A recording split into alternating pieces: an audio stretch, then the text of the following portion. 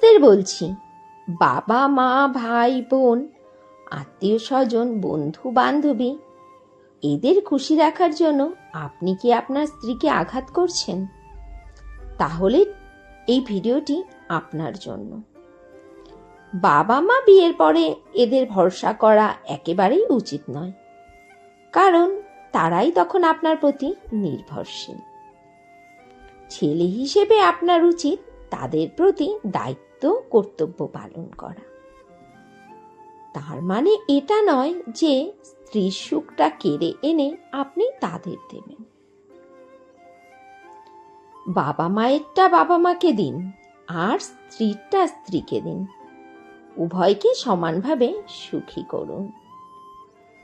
এরপরে আসি ভাইয়ের কাছে। ভাই ভাই যতই ভাব ভালোবাসা থাকুক না কেন, স্বার্থে আঘাত লাগলে প্রাণের ভাইও আপনাকে চিনবে না। নিজের সংসার সন্তান হলে সে আপনার মতো ভাইকে সেকেন্ডের মধ্যে ভুলে যাবে। তখন আলাদা সংসার পাতানোর জন্য বলেই ফেলে, আমি আমার বউ বাচ্চা নিয়ে বা আমার সম্মান নিয়ে আলাদা থাকব, একসাথে থেকে আমায় এই সংসারে বেশি টাকা দিতে হয়।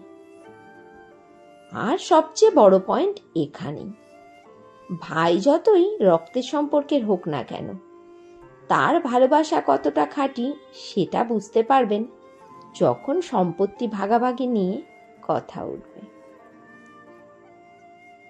আপনার ভাগে 1 ইঞ্চি বেশি আসলেই বুঝে যাবেন ভাই কতটা আপন। এবার আসি বোনের কাছে। বোন সে তো বিয়ে দিলেই পরের বাড়ির বৌমা, তাই তার কাছে আশা করা বোকামি যে সে সারা জীবন পাশে থাকবে। তবে বোনের সাথে সম্পর্ক টিকে যায় শেষ অবধি।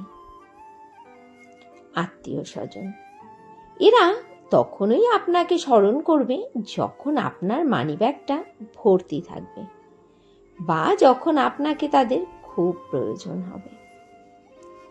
বন্ধু বান্ধবী যতদিন ট্রিট নামক ভালোবাসা ঢেলে দেবেন, ততদিন তারা আপনার কাছে ছায়ার মতো লেগে থাকবে। রইল বাকি স্ত্রী। আপনি তাকে সম্পূর্ণ উজাড় করে ভালোবাসা ঢেলে দিন। কখনো তাকে ধমক বা নিজের নিয়ন্ত্রণে রাখবেন না। তাকে শুধু বোঝান আপনি তাকে ভালোবাসেন, তাকে ছাড়া আপনি অসম্পূর্ণ। তার মুখের হাসির কারণ হন, দুঃখের কারণ একদমই হবেন না। দেখবেন এই স্ত্রী নামক অর্ধাঙ্গিনী আপনার পাশে শেষ অবধি থেকে যাবে। তাই সবাইকে খুশি করতে গিয়ে নিজের অর্ধাঙ্গিনীকে কখনোই আঘাত করবেন না। বারবার বুঝাবেন না সে পরের বাড়ির মেয়ে। তাকে বুঝান সব তোমার, এমনকি আমিও তোমার। আজকাল বেশিরভাগ স্ত্রী স্বামীর ভালোবাসা, যত্ন, সম্মান, সাপোর্ট এগুলো পায় না দেখি বিচ্ছেদের সংখ্যা অন্যতম। তাই অত্যাচারী পুরুষ না হয়ে বীর পুরুষ হন, আর সেটাও হন নিজের স্ত্রীর জন্য। তোমাদের সাথে কথা বলতে বলতে আমার কত কাজকর্ম হয়ে গেল, স্নানটাও সেরে ফেললাম। আজ যেন আমাদের একটা নেমন্তন্ন আছে, এই জন্যই তেমন কিছু রান্নাবান্নাও করিনি। করেছি লাউ চিংড়ি আর মাছের ঝোল আর ভাত। কিন্তু আমার শরীরটা খুবই খারাপ লাগছে। শেষ পর্যন্ত জানো আমি অনুষ্ঠান বাড়িতে যেতে পারিনি। রাত্রিবেলাতে তোমাদের দাদা ভাই ছেলে মেয়ে অনেক জোরাজুরি করেছিল যে চলো চলো, কিন্তু আমার শরীর এত খারাপ লাগছিল যে আমি বাড়ি থেকে বেরোনোর ভরসাই পাইনি। আর আজকের ব্লগটা এখনো পর্যন্ত যারা দেখছো, প্লিজ ভিডিওটি একটা লাইক করে দিও। ভিডিওটি কেমন লেগেছে সেটি অবশ্যই কমেন্টস করে বলো। আর এই যে ওরা রেডি হয়ে গেছে, আর ওরা আমাকে রেখেই যাচ্ছে, যেতে চাইছিল না, আমি জোর করেই পাঠিয়েছিলাম।